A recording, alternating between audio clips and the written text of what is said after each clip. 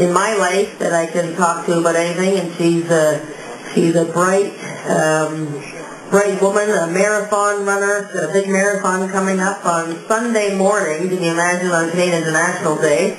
And she also has a big day that day with horses racing. She's the business manager for her husband, Reade Baker's racing stable. Reade is second in the trainer stats and holding his position well. They've got a lot of exciting horses coming up.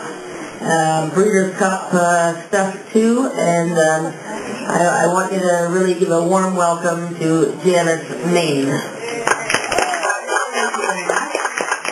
Wow, what a great night we've had. Exciting or what? Oh, the fun. Are the men this fun? Come on. No, the men can't be this fun for sure. So, Janis, I want you to tell us first about the Reade Baker stable. How do you think it's gone so far in 2012? How is Reade feeling about how the horses have done, and what are your thoughts so far? Well, good that you asked that, because I just did the numbers last week, and we are, at this point in time of this year, we're ahead in number of wins over last year, and we're ahead in earnings. So, it's a good thing. Now, trainers being how they are, they always look at things as they could always be better. So, trainers are never happy with where they are today. They always feel they should be, that's the competitive nature of trainers. And that's a good thing, right? So when I showed them the numbers, it was like, oh, okay, that's good, all right. So it makes for a good week, when you see the facts. The facts are that we're better at this stage in time than last year. So, okay, good for another couple of weeks, right? Until something else goes wrong. And the horses have been running well, and there's some excitement coming up. Tell us about, I guess Sunday you have a horse running on International Day. I should tell you that they have 8 horses racing on Saturday's card, which is probably, I think, the most I've seen you guys run on one single card, I think. Well, for a while, yeah. Remember in 2005 when we ran 5 in the Oaks? Yes, that's right. That was the record. Yeah, so you have 8 horses racing on Saturday's card. Saturday's card, 8 horses, and also on Sunday, I am taking over the racing capacity as I am, as you mentioned, running in the marathon. So I will be at Woodbine, God willing, after I finish my race and go take a shower, get back here for the big race. It's in the Scotiabank Marathon. Right. Which is downtown Toronto. 42K. 42K. And Janis runs on Sundays anyway. She runs for 3 hours or something, bananas, I don't know. Well, I'll be glad that when it's over. Anyway, hopefully it'll be a great day on Sunday, and Saturday will be the prelude, because we have a number of horses running, including the 2-year-old champion, Manager-Reade, who is running on Sunday. I guess we won't have a director. Bear Cup Tiger just came off a fabulous run at Presque Downs, and I know from your newsletter that you were all over at Presque Downs a month ago, and what a great racetrack, and it was so much fun. It was like the last evening of racing there, and we had a little horse called Tiny Bear, and she's a maiden. And she ran, in support of Carolyn. Of course, Reade does take chances. He ran to Wendowi in a stake race, the first race of her life, right? What did she do? She won. So when you really believe in your horse and you have an opportunity, you go for it. And it sometimes works and it sometimes doesn't. But we're all gamblers in this game, and that's what you go for. You believe in it and you try it. And, people who are critics will criticize you, but if you win, they'll all adulate you. Okay, another one, Hunter's Bay. First time ever on the turf. What does he do? He's second in a $1 million Grade 1 race. Is that not great? Yeah. Now he's running against like the best turf horse in America. Why Dan? Well, we're hoping that took a little bit out of him last week when he ran, because we're going to have to probably meet him in the mile at the Breeders' Cup on November the 3rd. And if you've got your magazine, you'll see a photo of Hunter's Bay in there, who was second. And he's a beautiful horse. He looks much better than him. If it was a show horse, he'd win, right?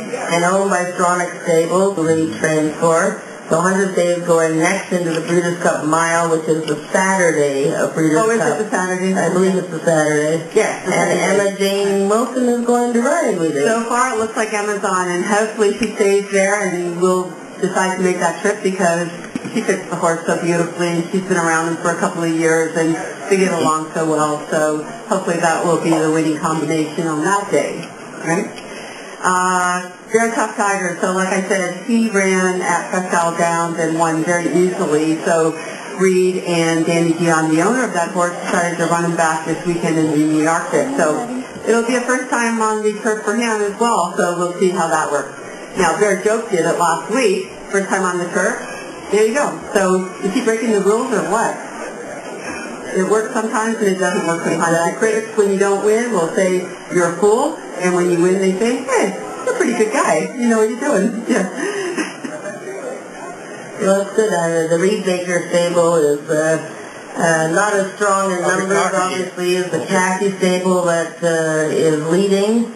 Not nearly as strong in numbers, but the horse is running the right spots, and like you said, you know, you get a win a day, and you won a race on Monday and Sunday, and things go well. You just hope the horses do well. So every time you win a race, it's a good day. If you have 10 in and you win one, it'd be great. If you have 1 in and you win, then it's great. Everyone loves a winner, right? Bears Peak is the multiple stakes champion. Will be going in the Bunty Lawless on October the 21st, next week. And Load Lady will be going in an allowance race on Saturday at Keeneland. And we have a 2-year-old named Olivier being pointed towards the Cup and Saucer on the 20th of October. Wow, so lots of action, and that's for all kinds of different owners. Like Reade has a lot of different owners. I know Barb has several different owners, but Reade has probably the most wide variety of owners, like Alberta people, American people, strong stables, like Juggler and Danny Dion is one of his biggest, Bear stables, so Alberta. Just a wide variety of owners, a wide variety of horses, and it's fun to watch. And the great thing is bettors is that you can bet on a Reade Baker horse because, 8 times out of 10 they're in the right spot and they're going to run their race. So it's been fun to watch his horses over the years. He's obviously the Reade Baker stable and Janis behind the stable.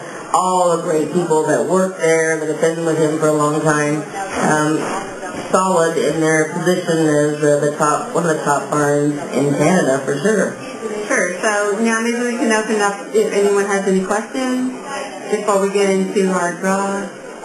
Any questions for Janis? Because we have a great little story about our. It's fallen on the floor there. We have a funny little story that.